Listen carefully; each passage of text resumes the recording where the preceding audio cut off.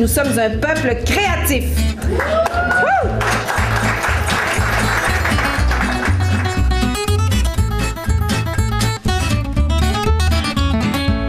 D'abord, mon père était peintre, hein? Puis il a commencé assez jeune, quand il y avait des petites jobines, des fois fin de semaine, il m'emmenait avec lui, je pense que j'avais 8 ans. Quand j'ai eu l'expérience que je pouvais travailler où je voulais, là, j'ai commencé à faire des souhaits de caporal.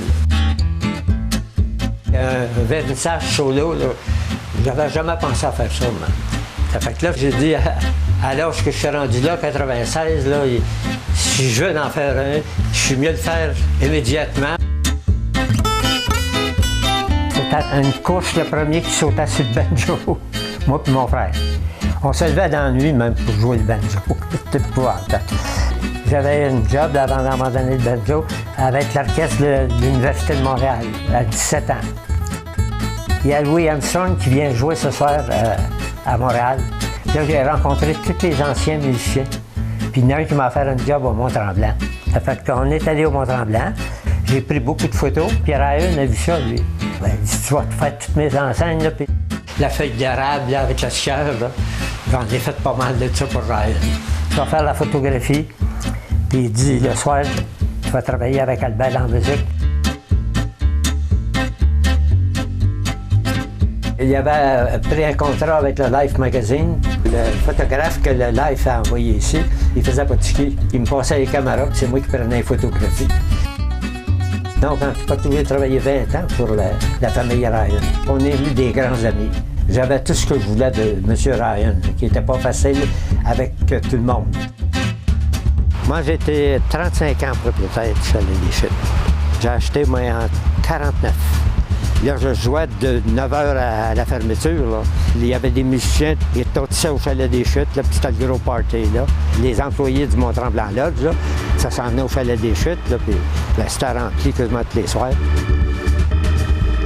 Il y en a qui ont fait leur voyage de noces au Chalet des Chutes, puis leurs fils sont venus faire leur voyage de noces au Chalet des Chutes.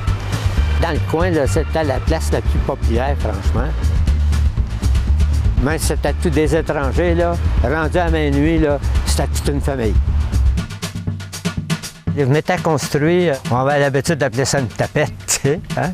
J'avais mis un moteur de 100 forces là-dessus, là. Il montait dans les airs de même, là. J'avais du fun avec ça. Je l'ai eu plusieurs années.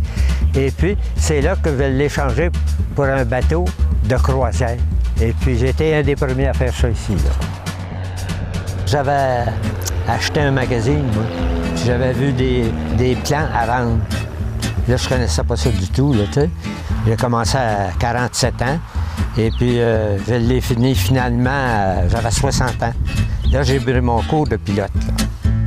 C'était une Formule 1. C'était fait pour courser, puis c'était construit pour gagner des courses. Puis c'est là que devenait le danger, là. Mon secret, là, c'était d'avoir le sang-froid, là. Après 12 ans de travail, là, il arrivera ce qui arrivera.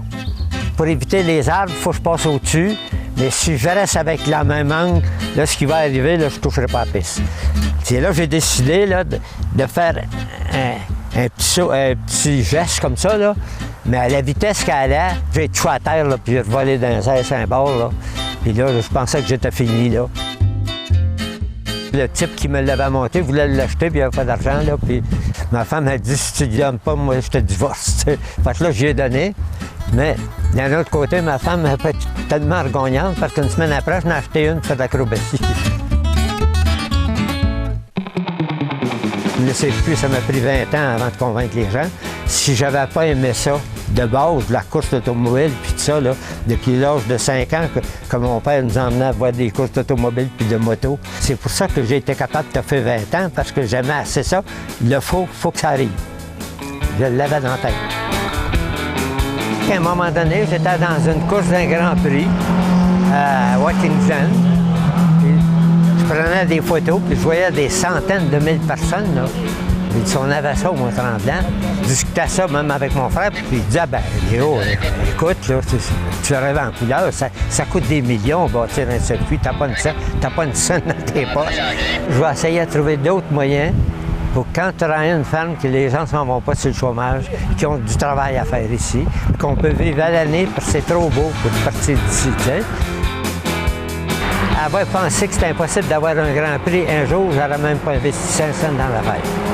Léo, il avait rassemblé beaucoup de gens autour de lui pour investir. C'est un projet pas seulement de Léo, mais communautaire également. Puis Léo, j'ai dit, j'ai confiance en lui, ça va fonctionner. On a embarqué, on a financé sa piste. Une chance qu'il était là, une chance qu'il est encore là. C'est lui qui a créé le circuit, finalement. C'est lui qui a eu l'idée. On ne peut même pas imaginer la course automobile au Québec sans ce circuit-là. J'ai fait tellement de choses dangereuses dans ma vie, de l'avion aérobatique, puis des courses d'automobile. Le ski, des courses de ski. Ça fait déjà 2 ans que j'en fais plus de ski à cause de mon opération. J'ai été voir le cardiologue, j'avais 90 ans, et puis il m'a dit que j'étais trop vieux pour l'opération. Là, j'insiste, je vais être opéré comme j'aurais une chance sur 1000. Et puis j'ai passé l'opération, puis c'était un succès. Là, il m'appelait son champion. J'ai 96, mais mentalement, là, j'ai un feeling comme si j'avais 30-40 ans. Oui, j'ai encore des projets. Ce serait peut-être d'écrire un livre sur toute ma vie, de recommencer à faire de la musique. Puis là, j'essaye des fois avec les doigts, puis je m'aperçois, là, mais je me dis, si je veux, je peux, tu sais. C'est quelqu'un de super engagé, donc c'est pour ça que le mouvement national l'a honoré aujourd'hui. Je vais toujours au bout de mes rêves. C'est la créativité. C'est la légende. C'est une légende vivante. C'est la musique. Léo. Un fou. Mais un beau fou. Admirable, c'est beau. Qui aime la vie. Ah, Léo, c'est un inventeur, c'est un génie. Persévérance. C'est l'explosion de l'imaginaire. La bonté, la générosité. RPM illimité.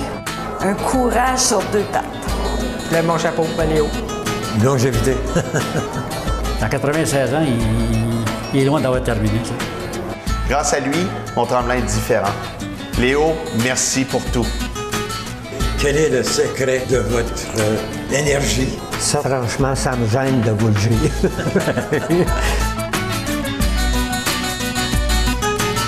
J'ai pas de qualité supérieure que d'autres, là. C'est quand on veut, puis qu'on croit, puis qu'on a l'amour de le faire. Parce que dans n'importe quel projet, il y a des moments qui sont pas faciles. Puis des moments qu'on dit, ben je lâche tout, tu sais. Je sais pas si c'est une qualité ou un défaut, là. Mais moi, quand je commence quelque chose, je vais le finir.